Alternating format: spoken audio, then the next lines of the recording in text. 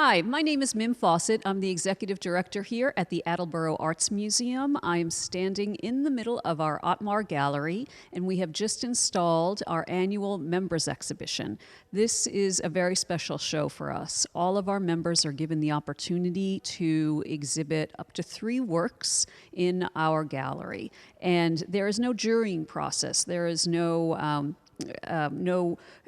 block from keeping people from exhibiting their work here. We accept all mediums, all concepts. We're limited a bit by size just because of logistics. So any piece that is under 40 by 40, that is 2-dimensional, or a certain footprint for 3-dimensional can be accepted into this show. It could be the only opportunity that folks have to exhibit work throughout the year, and we're very proud to supply that benefit to our members. We have professional and promising artists that are both exhibiting in this show, and the way it's curated is not necessarily by levels or by years in the trade. It's very much by the concept of the work and how the work presents next to one another. So when I curate the show, I'm looking for themes, I'm looking for certain materials, I'm looking for overall strong relationships that will put pieces together. And very often that could be a newcomer to the arts is next to a professional artist. And that's really the spirit of the museum, where we have an important tagline, and a tagline that we like to live by, which is arts for everyone.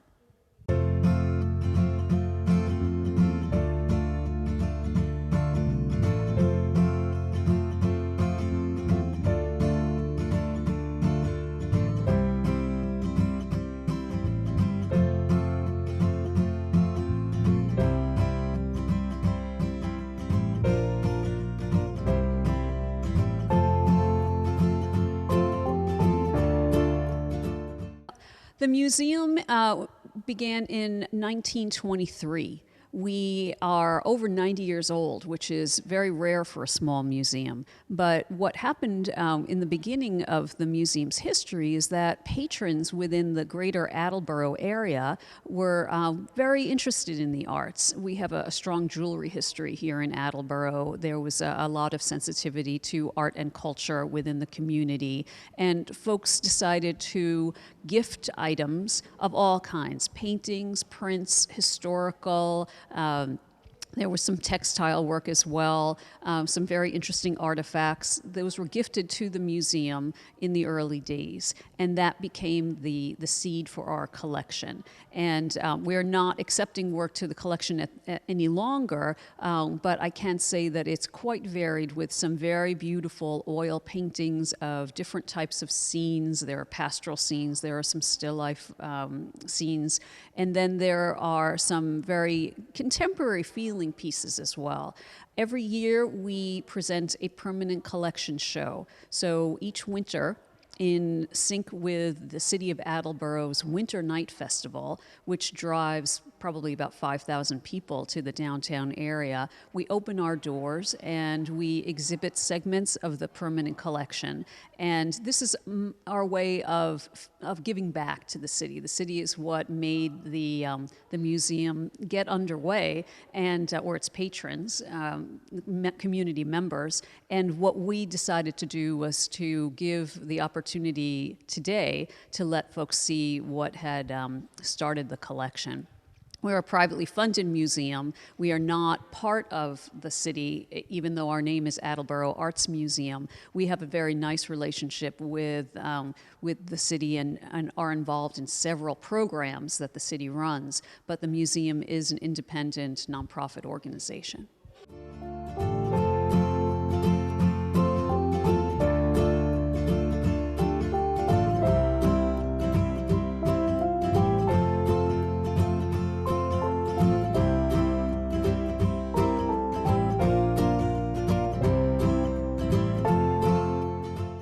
As I said, we have quite a variety of work here at the museum. This show actually has work from 165 artists, and there are 328 pieces in the show. This is very rare for the museum. Usually we hover about 100 as far as the work that we show. But once again, this is a show where all work is accepted, and we really do want to have that opportunity to give people an exhibition spot. So there are 328 works, and I'm happy to spotlight a few of those. We're going to take a look at a piece by an artist named Robin Westman. Robin lives in Norfolk, and this is a piece entitled Three Amigos. It's an oil painting, and what's very interesting about this piece is that it is a representational piece. It's a highly realistic piece, but what draws me to it, and what I think is pretty humorous too and very surreal, is that those fruits, the gourds, are hovering above a highly realistic case.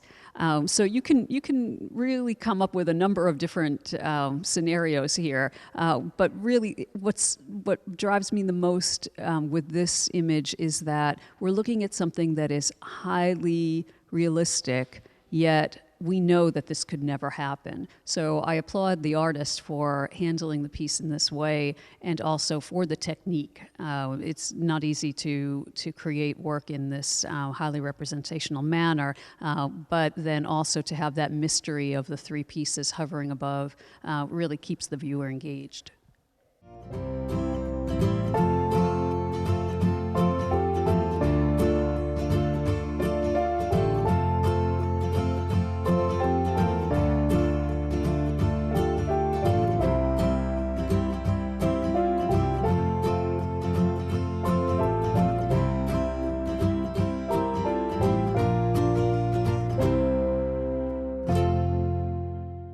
We're looking at an abstract piece from an artist that has been a very supportive member of the museum family. His name is Hushang Khorasani. He is from Louisiana and came to the museum through a national juried show.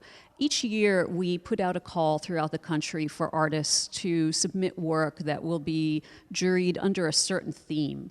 Hushang joined us, I think it was in 2008, with a piece that was accepted, and since that time he has been incredibly supportive as a member every year, submits work to the member show, donates to our annual benefit auction, and really, for someone who is far from local, is highly involved. This piece for the member show is called Color Storm on the Corner, and actually you can see what's happening with that. So although it's an abstract form, the name really does talk you through it. There is some activity happening within this piece. There are some quiet areas in the piece as well.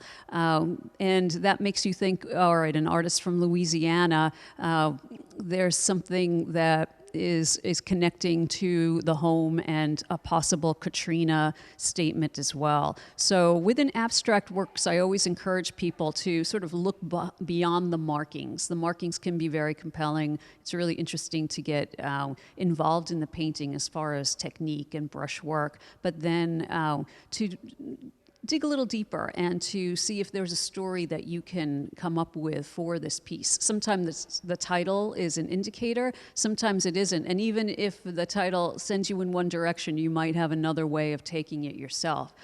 So I thank Hushang for his great connection to the museum and great support throughout the years. And I'm really happy to know that our membership extends beyond the greater Attleboro area.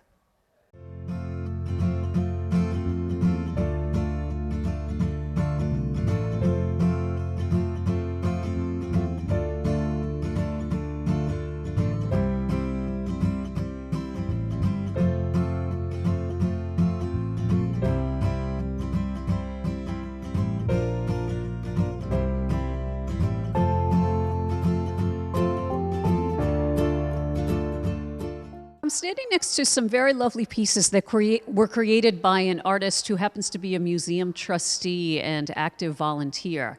His name is Chuck Tramontana. Chuck lives in Cumberland, Rhode Island, and has his education is very much in industrial design.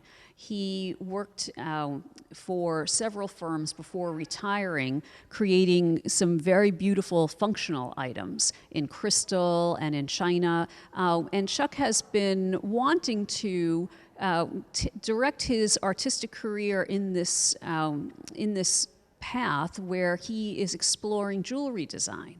And there are 3 lovely pieces here that Chuck recently created that are not only beautiful art forms, but they're wearable art, continuing his industrial design orientation.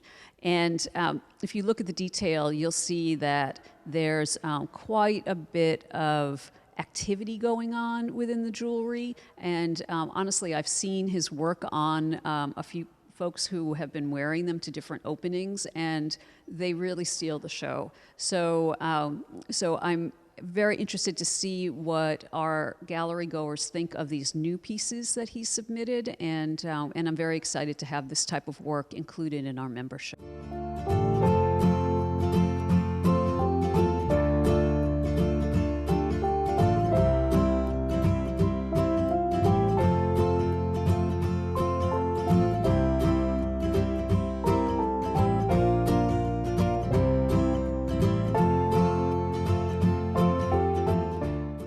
The piece that I'm standing next to is by an artist who is also a high school teacher, and his name is Sean James Harrington.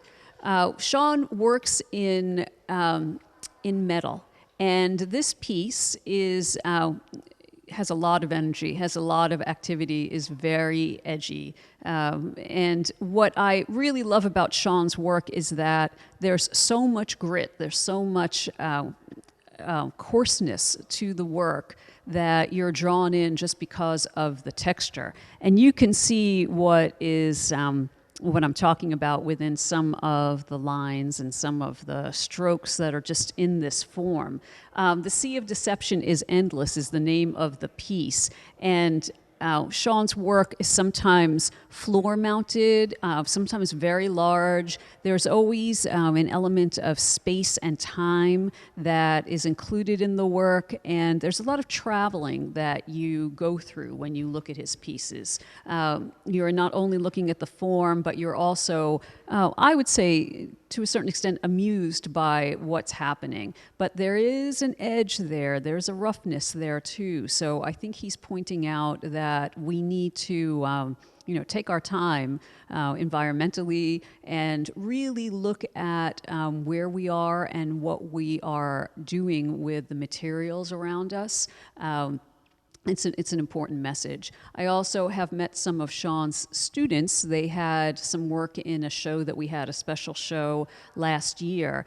He teaches ceramics, and it's really amazing to see the relationship that he has. It makes me think of how certain teachers can really have an impact. It's great to see how this particular instructor is impacting the potential artists of tomorrow, not only by showing his own work, but guiding them in a really personal way.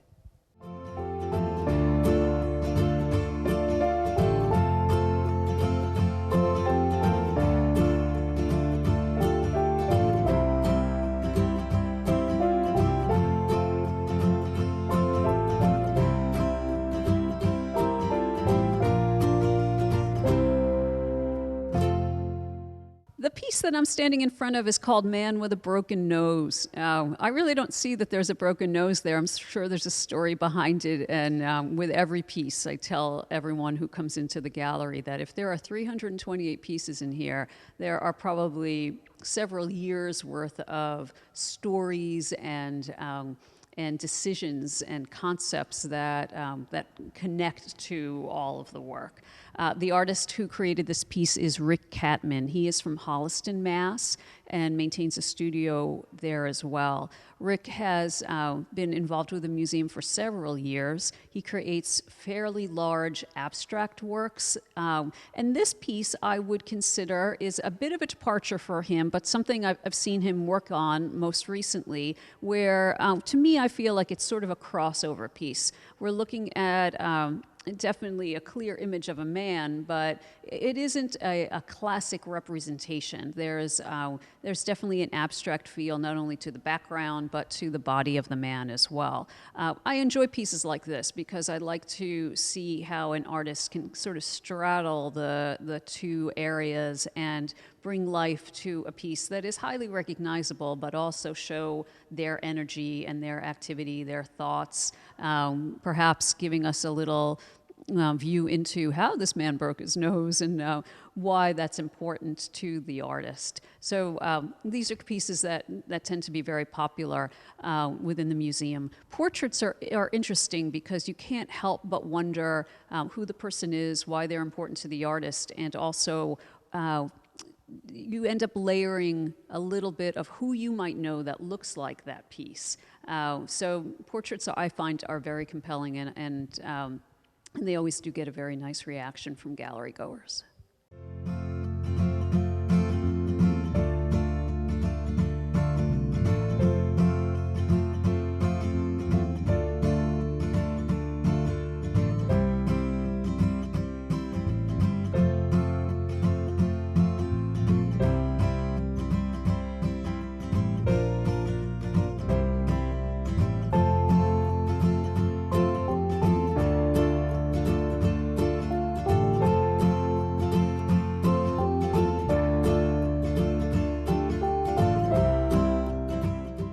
So this member show is up until February 3rd. It just opened on December 9th. We are pleased to say that it's our longest show of the year. The museum is open Tuesday through Saturday from 10 a.m. to 5 p.m.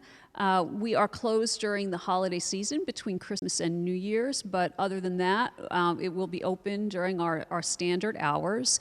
The admission to the museum is free, and it always is. Parking is free as well. We are very grateful for any donations that come in, but one nice thing about this organization is that you can come in as often as you like. And very often with a show that has 328 pieces, you really do need to come in a couple of times to be able to see and experience all of the work.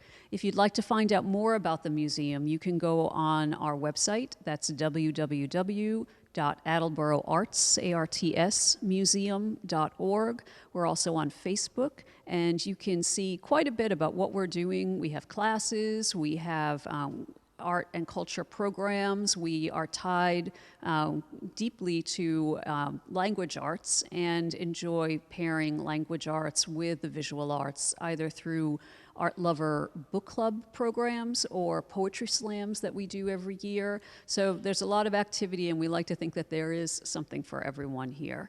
The phone number of the museum is 508-222-2644. And again, the website is up, and we'll give a full listing of all of the activities that we have.